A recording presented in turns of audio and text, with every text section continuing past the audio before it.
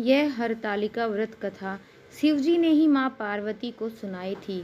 शिव भगवान ने इस कथा में माँ पार्वती को उनका पिछला जन्म याद दिलाया था। शंकर जी बोले, हे गोरा, पर्वतराज हिमालय पर स्थित गंगा के तट पर तुमने अपनी बाल्यावस्था में 12 वर्षों तक अधोमुखी होकर घोर तप किया था। तपस्या के दौरान तुमने अन्न ना खाकर पेड़ों के सूखे पत्ते चबाकर व्यतीत किया। माघ की विकराल शीतलता में तुमने निरंतर जल में प्रवेश करके तप किया। बैसाख की जला देने वाली गर्मी में तुमने पंचाग्नि से शरीर को तपाया। श्रावण की मूसलाधार वर्षा में खुले आसमान के नीचे बिना अन्न जल ग्रहण किए व्यतीत किया। तुम्हारे पिता तुम्हारी कष्ट साध्या तपस्या को देखकर बड़े दुखी होते थे। उन्हें बड़ा दुख होता था। तब एक दिन तुम्हारी तपस्या तथा पिता के दुख को देखकर नारद जी तुम्हारे घर पधारे। तुम्हारे पिता ने हृदय से अतिथि सत्कार करके उनके आने का कारण पूछा। नारद जी ने कहा, गिरिराज, मैं भगवान विष्णु के भेजने पर यहाँ उपस्थित हुआ हूँ। आपकी कन्या ने बड़ा कठोर तप किया है। इससे प्रसन्न होकर वे आपकी सुपुत्री से विवाह करना चाहते हैं। इस संदर्भ में आपकी क्या राय है, मैं जानना चाहता हूँ। नारद जी की बात सुनकर गिरिराज बहुत ज़्यादा प्रसन्न हो गए। उनके तो जैसे सारे दुख ही दूर हो गए। खुश होकर वो बोले, श्रीमान, यदि स्वयं विष्णु मेरी कन्या से विवाह करना चाहते हैं तो भला मुझे क्या आपत्ति हो सकती है। वे तो साक्षात ब्रह्मा है। हे महर्षि, यह तो हर पिता की इच्छा होती है कि उसकी पुत्री सुख संपदा से युक्त पति के घर की लक्ष्मी बने। पिता की सार्थकता इसी में है कि पति के घर जाकर उसकी पुत्री पिता के घर से अधिक सुखी रहे।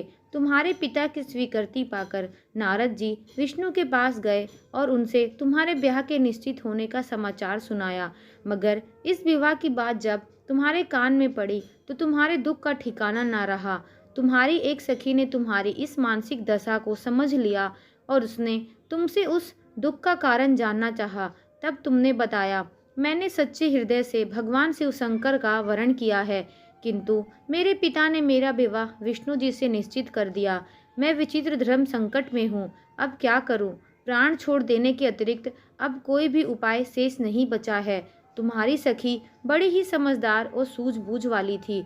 उसने कहा, सखी, प्राण त्यागने का इसमें कारण ही क्या है? संकट के मौके पर धैर्य से काम लेना चाहिए। नारी के जीवन की सार्थकता इसी में है कि पति रूप से हृदय से जिसे एक बार स्वीकार कर लिया, जीवन भर उसी से निर्वाह करे। सच्ची आस्था और एक निष्ठा के समक्ष तो ईश्वर को भी समर्पण करना पड़ता है। मैं तुम्हें घनघोर जंगल में चलती हूँ, जो साधना स्थल भी हो और तुम्हारे पिता तुम्हें खोज भी ना पाए। वहाँ तुम साधना में लीन हो जाना। मुझे विश्वास है कि ईश्वर स्वयं ही तुम्हारी सहायता करेंगे। तुमने ऐसा ही किया। तुम्हारे पिता तुम्हें घर पर ना पाकर बड़े दुखी और चिंतित हुए।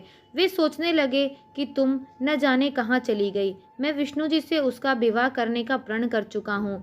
यदि भगवान विष्णु बारात लेकर आ गए और कन्या घर पर ना हुई तो बड़ा अपमान होगा। मैं तो कहीं मुंह दिखाने के योग्य भी नहीं रहूँगा।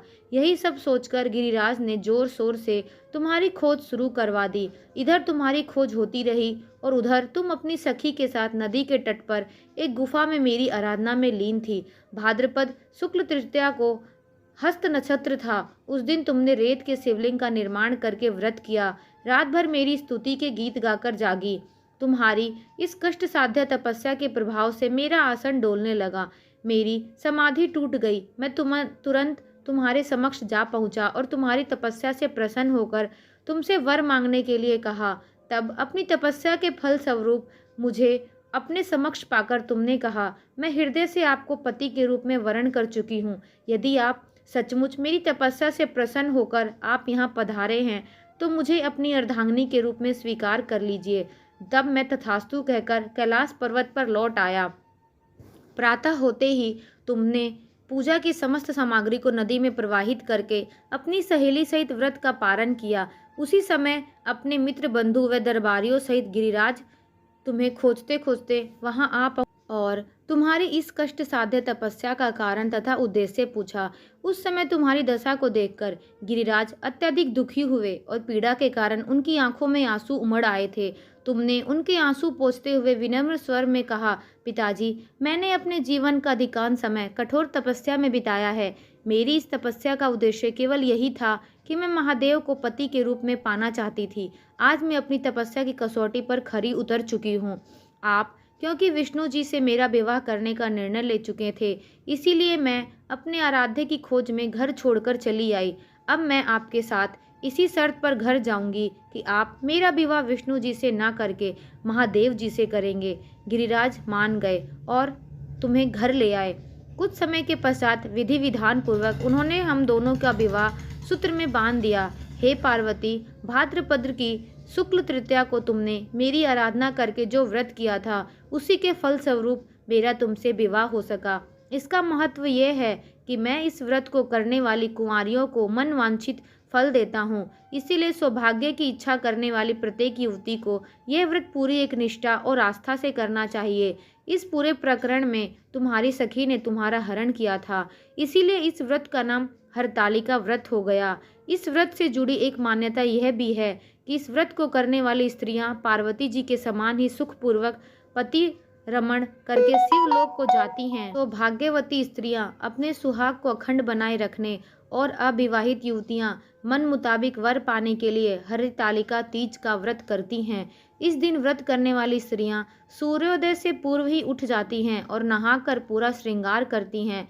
पूजन के लिए केले के पत्तों से मंडप बनाकर गौरी शंकर की प्रतिमा की स्थापित की जाती है। इसके साथ पार्वती जी को सुहाग का सारा सामान चढ़ाया जाता है।